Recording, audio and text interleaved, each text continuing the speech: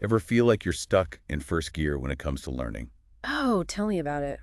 Well, get ready for a serious upgrade because today's deep dive is all about Bloom's taxonomy. Bloom's taxonomy. I feel like I heard about that way back in school, right? You're right, it's been a cornerstone of education for ages, but trust me, this isn't just some dusty old theory. Okay, you've got my attention. So what's the big deal with Bloom's taxonomy then? Well, we got our hands on some serious insider info, instructor guides, training manuals, the works. Ooh, real deal stuff. What kind of secrets did you uncover? Think of it this way.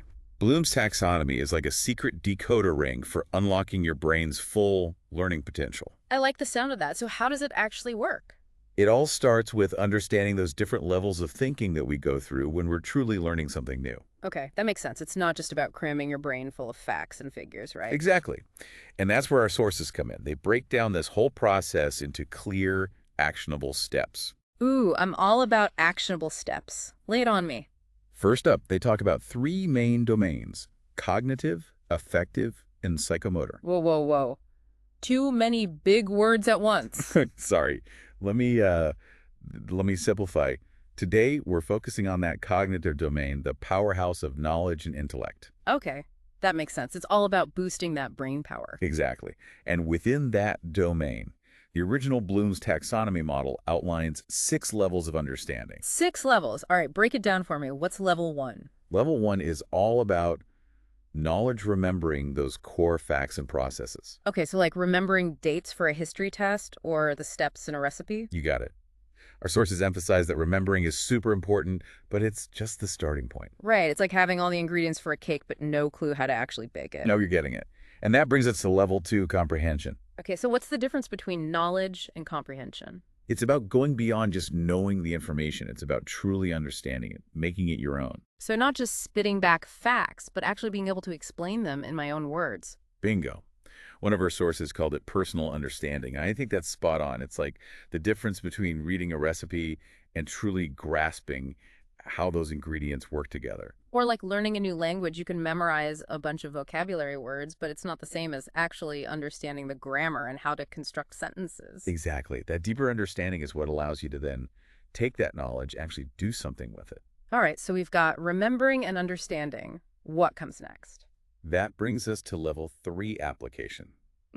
This is where things start to get really practical. Practical. Tell me more. I'm all about putting knowledge to good use. It's about taking that theoretical knowledge you've built up and making it actionable in real-world scenarios. Give me an example. I'm a bit lost. Imagine you're learning a new software program for your job. You can read the manual cover to cover, but until you actually sit down and start using it, you don't truly understand how it all comes together. Ah, so it's like living the rules of a game. You can study the rulebook all you want, but you won't truly get it until you're actually playing, making decisions on the fly. Exactly. That's where the real learning magic happens. Okay, this is good stuff. We've gone from remembering to understanding to applying. What's next on our climb up the Bloom's taxonomy ladder?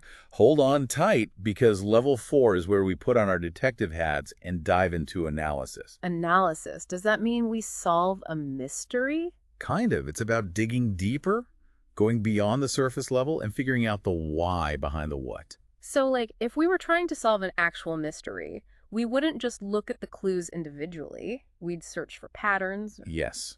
We look for connections, inconsistencies, anything to help us piece together what really happened. That's analysis in a nutshell. It's like becoming a detective of knowledge. Our sources describe analysis as breaking information down into its core parts, spotting patterns, and then figuring out how it all connects. So it's not just about understanding the what, it's about understanding the why and the how as well. You got it. And get this, our sources say things like debates and even troubleshooting tech issues are awesome ways to sharpen those analytical skills. Because those activities force you to think critically and solve problems, right? Exactly. They even talk about learning to spot those sneaky logical fallacies and separating hard facts from opinions. Now we're talking. Those are essential skills for navigating today's world, especially with so much information constantly coming at us. And speaking of creating something new, that leads us perfectly to the next level, synthesis. Synthesis. Okay, now this sounds interesting. This is where we take all those analyzed pieces of information, all those individual puzzle pieces we've examined, and start building something entirely new and original. Wait, so it's about taking all that we've learned and creating something from it. You got it. It's like taking all those ingredients we've gathered and understood and then whipping up a masterpiece, whether it's a piece of writing, a work of art, or even a new business strategy. So instead of just following a recipe, we're coming up with our own unique dishes. Now you're cooking. One of our sources used the analogy of a jazz musician, which I really like. They've spent years mastering their instrument, studying music theory, absorbing different styles. All that's knowledge and comprehension, right? Right, building those foundational skills. But then, when they launch into an improvised solo, they're taking all those elements and creating something spontaneous and new right there in the moment. That's synthesis. Wow, that's a great way to put it. It's like they're not just playing music, they're creating something new from their knowledge and experiences. Exactly. Okay, so we've climbed up the cognitive ladder from remembering to understanding, applying, analyzing, and now synthesizing. Pretty impressive, right? We're on fire. But wait, there's still another rung on this ladder, right? You bet. And it's a big one. We're talking about the top level in the original Bloom's taxonomy evaluation. Evaluation, huh? Judgment Day. So is this all about getting the right answer? Well, not quite. Evaluation is less about being right or wrong and more about, like, critically sizing up the information you've got. It's about judging its worth, forming your own conclusions. That's what our sources say. So it's more about thinking for yourself than just accepting what you're told. Exactly. It's about weighing the evidence, Yeah. thinking about different points of view, making those informed decisions, but you've got to base it on solid analysis. I like it. So it's not enough to just have an opinion. You've got to be able to back it up, right? 100%. Articulate why you believe what you believe. Support it with facts, logical arguments, the whole 9 yards. This makes a lot of sense, especially these days. We're bombarded with information. It's 24/7 news, social media, you name it. Being able to actually evaluate all that stuff, that's super important. That's what our sources say too. They gave some interesting real-world examples of evaluation in action. Like, say you're reading a news story about some controversial issue. Okay, so I don't just accept everything I read as gospel. Nope.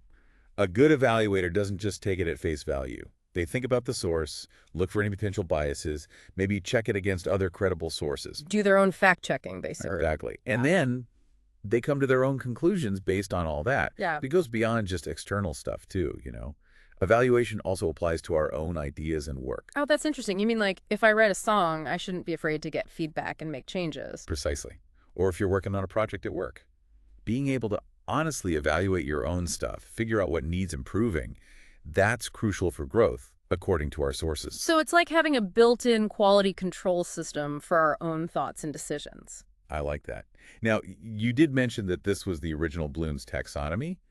That always makes me wonder if there's like a newer model. You're right. There is a group of cognitive psychologists, really smart folks, revisited and revamped it back in 2000. Okay, so not that long ago, all things considered. So what did they change? What's different about this updated Bloom's taxonomy? Well, one big thing is they shifted from nouns to verbs to describe the different levels. Verbs, like action words. Why did they do that? It emphasizes how learning is an active process, always moving, always evolving. So knowledge becomes remembering, comprehension becomes understanding, and so on. It's about what you do with what you know. Okay, action over just memorization. Got it. So what else is different? Perhaps the most significant change is how they reordered the top 2 levels. Really? They switched them around. How does that work? In the updated Bloom's taxonomy, creating actually takes the top spot now, with evaluating right below it. Wow. So creating something new is the highest form of learning now. That's really interesting. Why the switch, though? Well, it reflects a deeper understanding of how learning and creativity, those aha moments, are intertwined. Think about it. To create something truly new, you have to draw on all those lower level skills, right? Yeah, you need those building blocks. Exactly. You have to remember, understand, apply what you've learned, analyze, and evaluate before you can bring it all together into something new. It's like reaching the peak of that learning pyramid.